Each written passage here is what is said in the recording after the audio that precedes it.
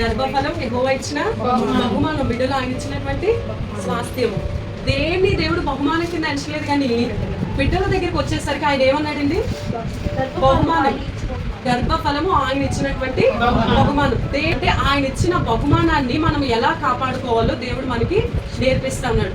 నీ తల్లిదండ్రులు వృద్ధాప్యంలో ఉన్నారేమో, దయచేసి వారిని ఏమాత్రము విడిచిపెట్టద్దు. వారి కష్టమైనప్పటికీ, మీకు కష్టంగా ఉన్నప్పటికీ ఆకాశం ముందు ఆశీర్వైనటువంటి దేవుడి వైపు మీ రెండు చేతులు చాచి నువ్వా నాకు సహాయం చేయవాలంటే దేవుడు ఎందుకు సహాయం చేయండి?